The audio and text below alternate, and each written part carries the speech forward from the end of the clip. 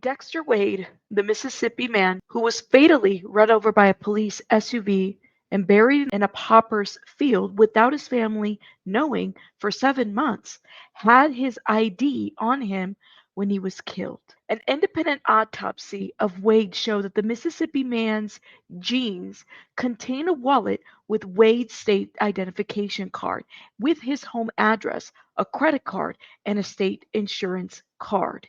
Everything needed for identification.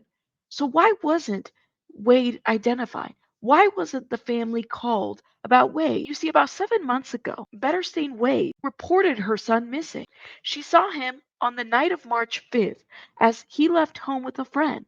She reported him missing, and Jackson police told her that they'd been unable to find him. It was 172 days, excruciating days, after his disappearance that Betterstein learned the truth. Dexter had been killed less than an hour after he left home, struck by a Jackson police car as he crossed a nearby interstate highway. Police had known Dexter's name and hers, but failed to contact her, instead letting his body go unclaimed for months in the county morgue. The family had finally been told what happened to Wade. Wade was put in an unmarked grave numbered 672. Now, to add more insult to injury, as if things weren't bad enough, they decided to exhume Wade's body and didn't inform the family about it. We're hearing that the cause of death was because of a Jackson police cruiser SUV car, that he was hit by one. But was that really the cause, given that we hadn't even had an autopsy yet? As I've said, there is a deafening smell here at the cemetery, here at the penal farm, and mm, right now they're trying to determine what what has taken what has taken place. Uh, there are reporters here from uh, NBC, MSNBC, and others. Uh, the uh, the coroner has arrived on site, and as I was saying, they don't know whether the body has been what time exactly someone came and uh, exhumed the body, how they got equipment into here uh, to do it. Um, the gentleman in the truck said he just knows that somebody, didn't say who, somebody came in this morning before day. And Reverend Manning said that someone said to him it was extremely early, perhaps, which would mean it was before day this morning, that they came in and took the body. Um, um, and they don't know whether I believe that he's saying that they saw the box that he was buried in, but the body is gone. The body would have been in a bag, and that's the problem as we stand here now. I'm assuming there's going to be a national news conference that was scheduled for this. In order to just and we're here today simply to give some peace to the family, but we have these other events that have now taken place, and so we don't know exactly where we are at the moment of what's going to happen. As I said, we're here at the penal farm. The coroner is here. Some other folk are here. Today was to be the exhumation of the young boys, the young man who died, his body, so that his family could give him a proper burial. I don't know all of the story, but I can tell you as of right now, it seems that as they've come to exhume the body in order to prepare him for a proper burial, they wanted to bury him in another cemetery. Al Sharpton is coming to eulogize the young man, and the day he's being exhumed, and we're here to give comfort to the family. But however, at the moment, we don't have what I'm hearing and what I'm being told is that we don't have a body. that someone inadvertently came this morning before day So they were scheduled to exhume the body, and they don't have a body. And we don't think this is a cover up, and we don't think that there's any wrongdoing here. and has taken the body. And so um, that's the problem. We don't have a body at the moment. I'm hearing that they do have the box that the body supposedly was buried. Remember, the body was buried by the county because they could not find, what I'm hearing, they couldn't find family. So it was an indigent burial. And so he was buried. I showed you the little cemetery where they're buried and marked.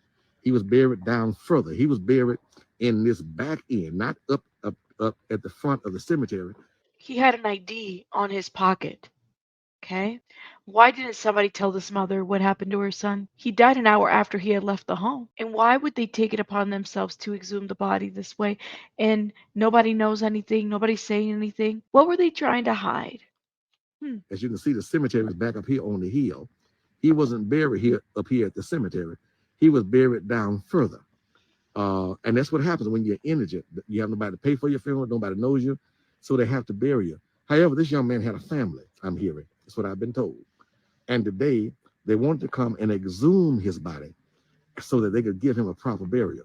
Al Sharpton and the National Action Network, many others are coming. That wasn't going to take place today, but only the exhuming of the body today. The national media is here. But what has happened now, we have something unusual supposedly has happened, that the body itself was taken before day this morning. And nobody knows what the body, they have a box, but the body has been taken out of the box. It was said that the autopsy also showed Wade was not embalmed. His body was in an advanced state of decomposition. Wade sustained multiple blunt force injuries to his skull, ribs, and pelvis. Wade's left leg was amputated. His body was completely ran over by the police vehicle. The fact that Wade had a state identification card and several other identifying items shows us that there's a concerted effort to keep the truth and matter of his death from the family.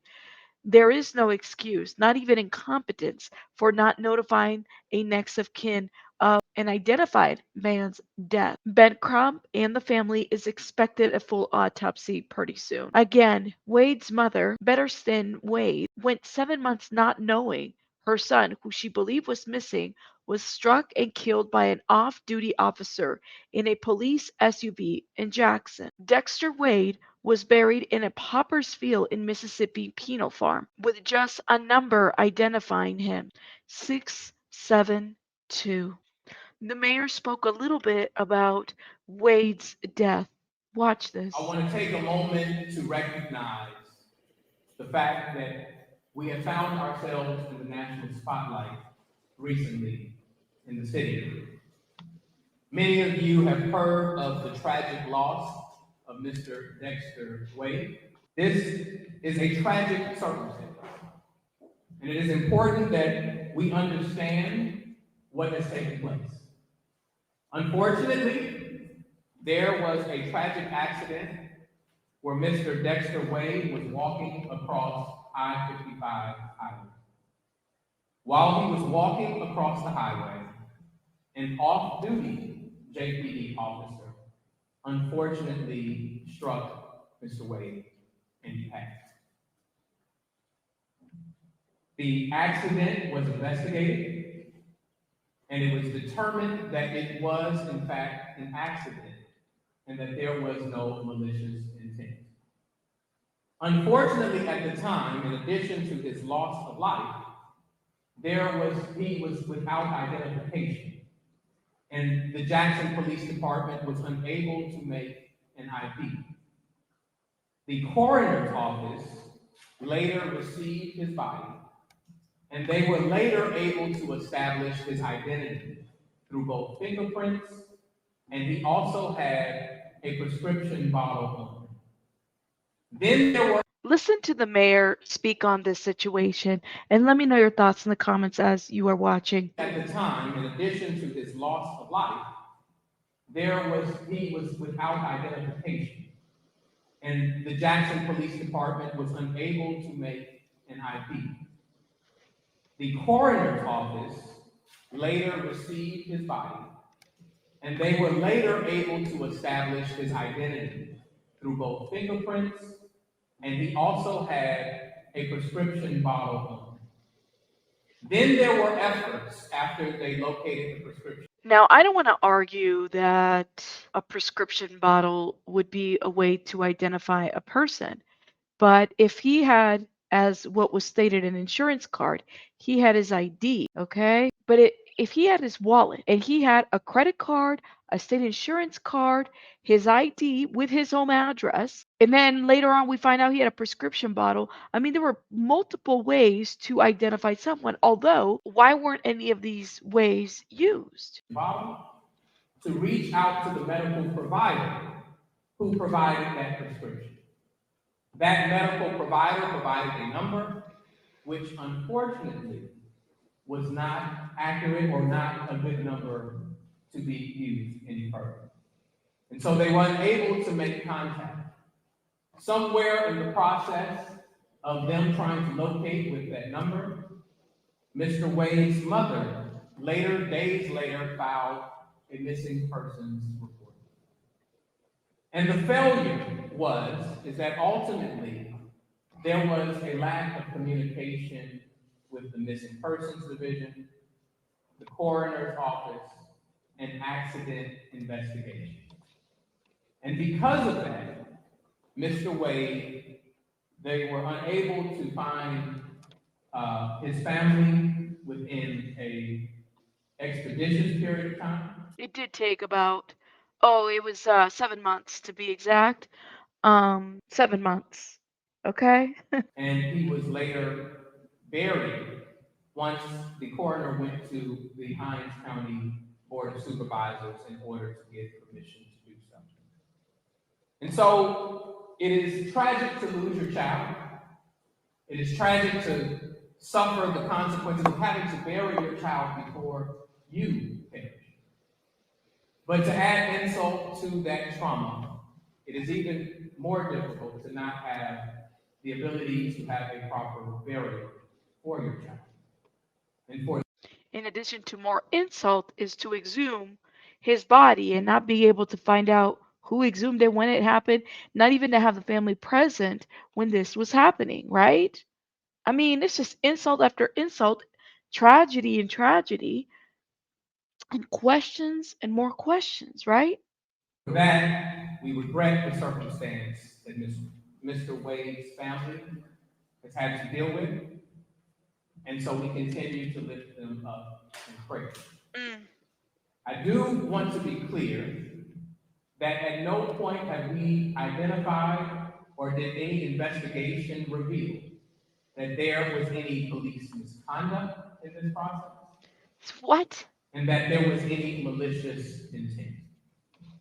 And so it is Mayor, Sir Mayor, I'm gonna need an independent investigation of that.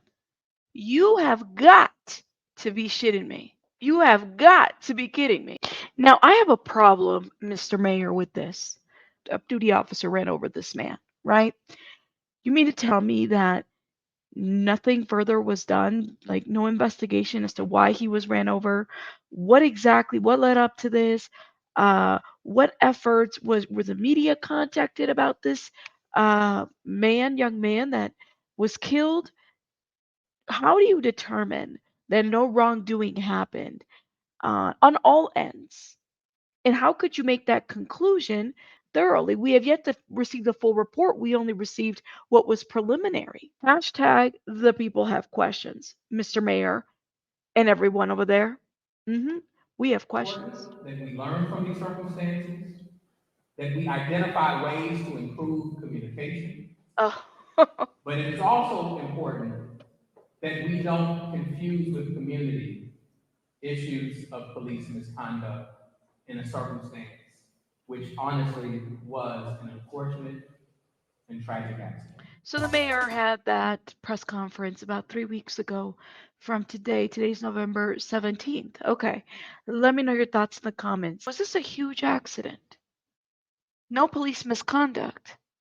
Everybody failed to communicate with each other. Just a big oopsies. A missing man buried in a numbered grave, or a huge cover up? Let me know your thoughts in the comments. I'll see you guys on the next one. Rabbits out.